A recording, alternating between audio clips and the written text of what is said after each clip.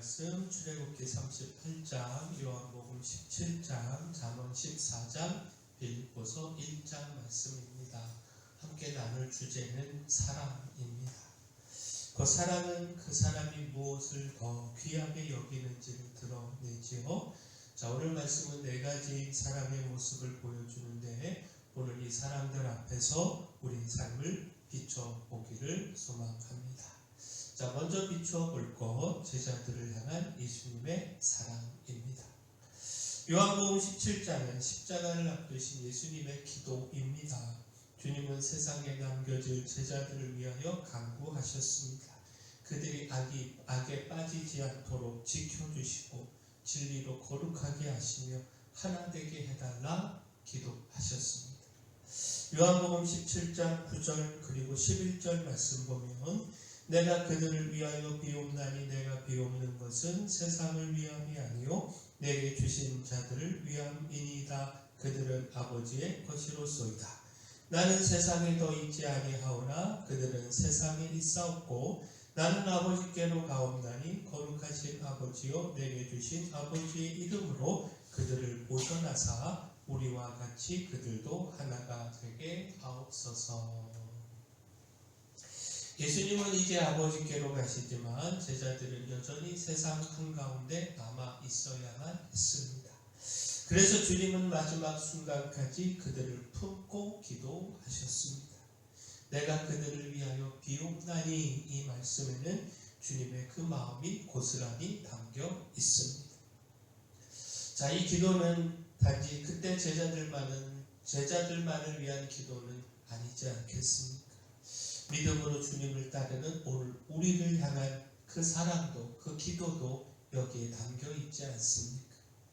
우리가 세상 속에서도 흔들리면서도 완전히 무너지지 않는 이유, 바로 주님이 우리를 이처럼 붙들며 기도하고 있기 때문 아니겠습니까? 우리가 버티는 것이 아니라 주님의 중보가 우리를 지키고 있다라는 겁니다. 그러므로 우리는 지금 두려움보다 주님의 기도를 더 붙들어야 합니다. 우리의 형편과 감정만 바라보며 낙심하는 것이 아니라 우리를 위하여 간구하시는 주님을 바라보아야 합니다.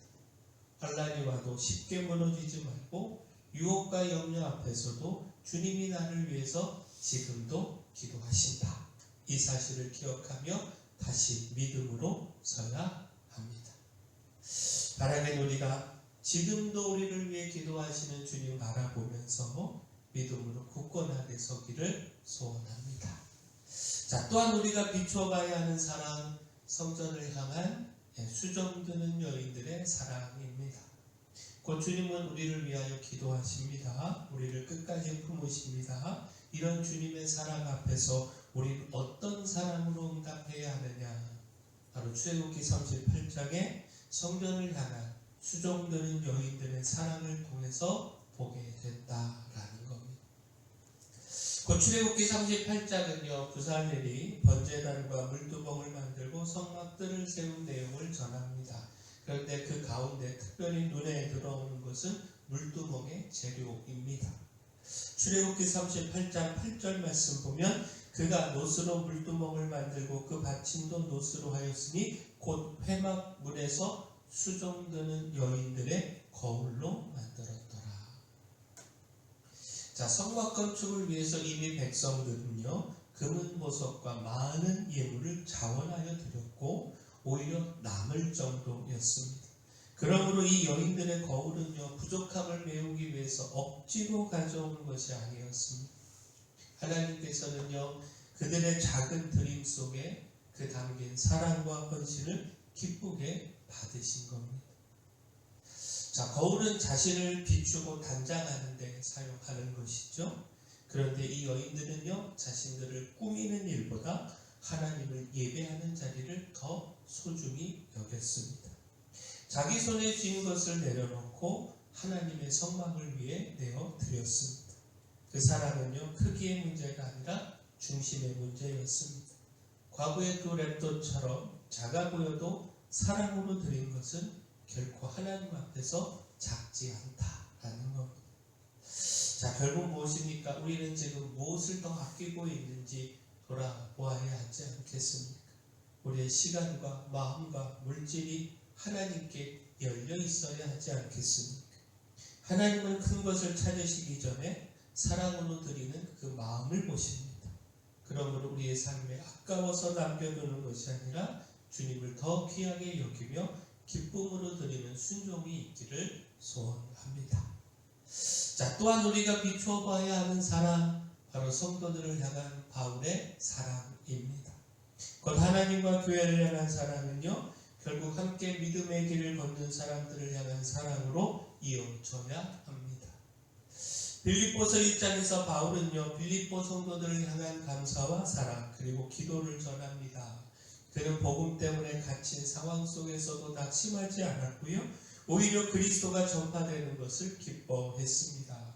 그리고 자신과 함께 복음에 참여한 이 빌립보 성도들을 향하여 깊은 애정을 고백하는데, 예수 그리스도의 심장으로 그들을 사모한다 라고 말하면서 다음과 같이 기도합니다. 빌립보서 1장 9절에서 11절까지 말씀 보면, 내가 기도하노라 너희 사랑을 지식과 모든 총명으로 점점 더 풍성하게 하사 너희로 지극히 선한 것을 분별하며 또 진실하여 허물 없이 그리스도의 날까지 이르고 예수 그리스도로 말미암아 의의 열매가 가득하여 하나님의 영광과 찬송이 되기를 원하노라. 바울의 사랑은요, 감정적인 친밀함에 머물지 않고요, 상대가 끝까지 그리스도 안에서 자라가기를 바라는 기도로 이어집니다. 이 사랑은요, 바울 자신의 열심만으로 나온 것이 아니고요, 예수 그리스도의 사랑을 깊이 아는 데서 나온 사랑이었습니다. 그 주님의 사랑을 아는 사람은요, 영혼을 가볍게 대할 수 없습니다. 자, 결국 무엇입니까? 우리는 무엇을 기준으로 사람을 대하고 있는지, 유익이 되는 사람만 가까이 하고 있지는 않은지 우리 자신을 겸손히 살펴봐야 합니다. 우리의 삶에서도요, 주님이 맡기신 사람들을 피상적으로 대하지 말고 진실한 사랑으로 품으며 그들의 믿음과 성숙을 위해 꾸준히 기도하는 순종이 있기를 소원합니다. 자, 마지막 우리가 비춰봐야 하는 사랑, 어려운 이웃을 향한 사랑입니다. 곧 우리의 사랑은 교회 안에서만 머물러서는 안 됩니다.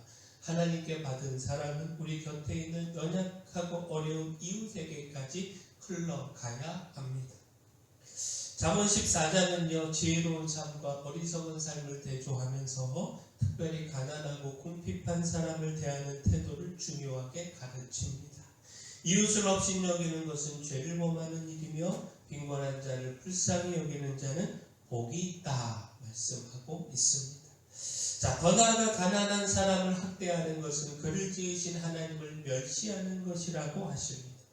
반대로 궁핍한 사람을 불쌍히 여기는 것은 곧 주를 경외하는 일이라고 말씀하십니다. 자, 하나님 사랑은요, 약한 사람을 대하는 태도에서 드러납니다. 사람은 형편이 어려운 일을 쉽게 판단하거나 거리 두려고 합니다. 도움이 필요해 보이는 사람을 만나도 외면하고 지나가기가 쉽습니다. 그러나 말씀은 그 순간 우리의 마음의 중심을 드러냅니다. 하나님께 받은 사랑이 참되라면 그 사랑은 반드시 긍휼로 흘러가야 합니다. 우리의 삶에서 사랑은요, 말이 아니라 시선과 태도와 손길로 드러나야 합니다.